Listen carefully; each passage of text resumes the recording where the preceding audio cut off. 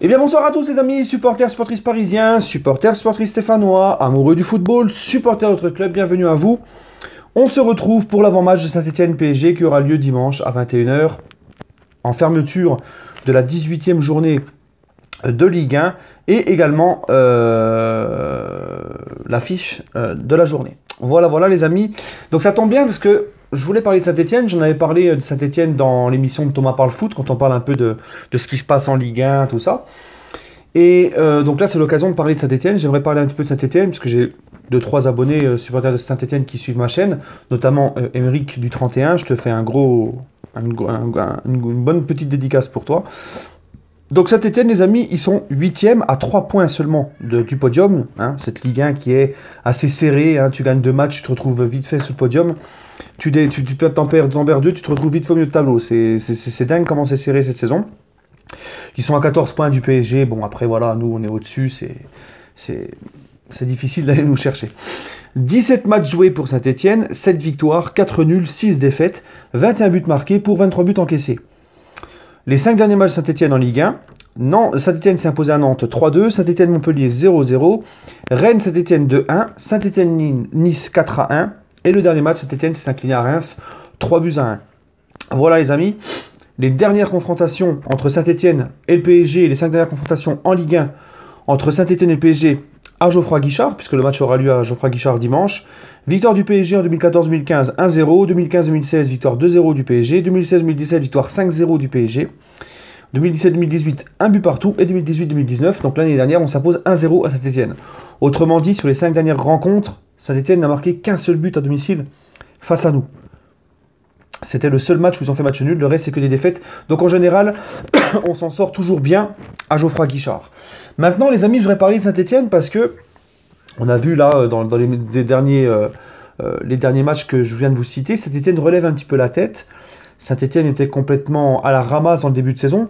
Mais j'ai envie de dire c'est normal parce que quand tu perds un grand technicien comme Jean-Louis Gasset qui te propose du jeu, etc.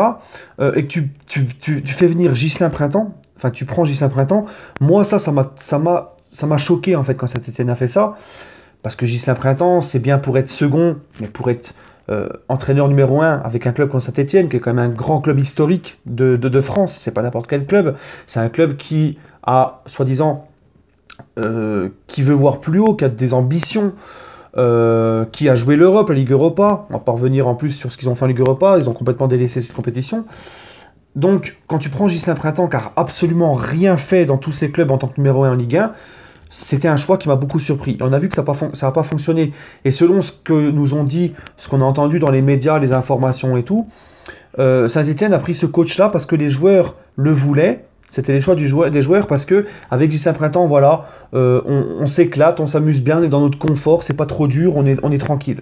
Voilà. Et ça, c'était vraiment une erreur de la part des dirigeants stéphanois.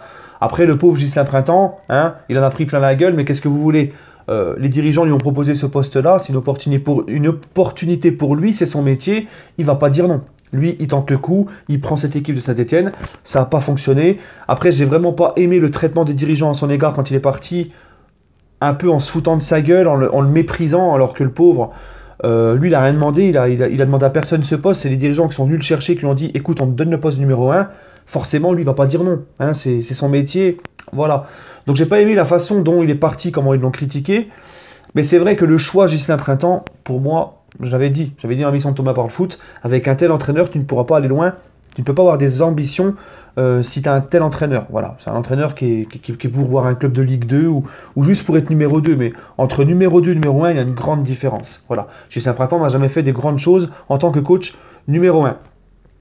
Ensuite, les amis, Saint-Etienne a été chercher Claude Puel. Et ça, les gars, là, tu peux avoir de l'ambition. Là, c'est un recrutement intelligent, parce que Claude Puel, c'est un entraîneur qui a entraîné Monaco, Nice, Lyon, qui a toujours proposé du jeu, qui a toujours joué sur la discipline, la grinta. C'est quelqu'un qui est exigeant. En plus de ça, son aventure à Leicester City en Première Ligue lui a encore plus donné d'expérience. Donc il est venu un peu redynamiser ce groupe, apporter son expérience, sa rigueur, sa discipline, son professionnalisme, etc. Et vous allez voir, j'en suis persuadé, que sur le long terme, Saint-Etienne va faire de très belles choses avec ce coach. Claude Puel est pour moi, fait partie des meilleurs coachs français, voilà, avec une vision du football, une philosophie un petit peu plus différente des autres. Moi, j'aime beaucoup ce coach. Qui est très bien pour un club comme Saint-Etienne. Hein. Je ne lui donnerai pas les clés d'un club comme le PSG ou quoi, d'accord? Mais pour Saint-Etienne, franchement, très bon choix. Et là, les dirigeants, pour le coup, ils avaient fait un peu de la merde avec Gislain Printemps. On a cherché Gislain Printemps. Mais là, on a cherché Claude Puel. Voilà, ça a remis tout le monde au travail. Et vous allez voir ça. Ça commence d'ailleurs à porter ses fruits en Ligue 1. Et petit à petit, Saint-Etienne va se porter mieux. Voilà. Et pour ma part, pour le match de dimanche, j'aimerais que le PSG, les amis, reste sur ce que j'ai vu mercredi. Voilà.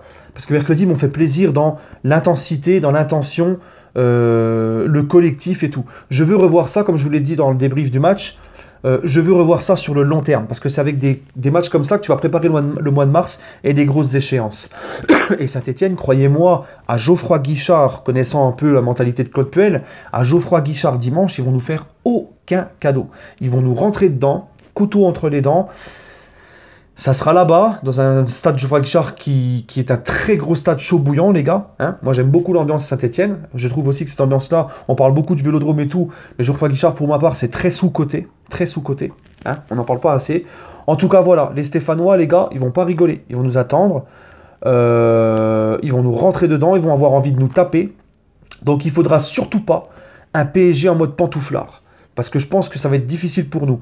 Mais de ce que j'ai vu mercredi, si le PSG reste sur cette longueur d'onde-là, je pense qu'on s'imposera quand même à Saint-Etienne. Et j'ose espérer qu'on ne retombe pas dans nos travers et qu'on reste sur la même ligne de conduite que mercredi. De toute façon, si on veut aller loin en Ligue des Champions, espérer des grandes choses, on n'a pas le choix. Il faut rester sur cette ligne de conduite-là. Donc je fais confiance aux joueurs.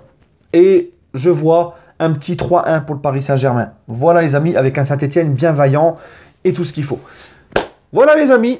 Écoutez, sur ce, prenez soin de vous, et vous inquiétez pas les Stéphanois, si on vous bat dimanche, vous aurez d'autres matchs encore pour vous rattraper derrière. Hein, voilà.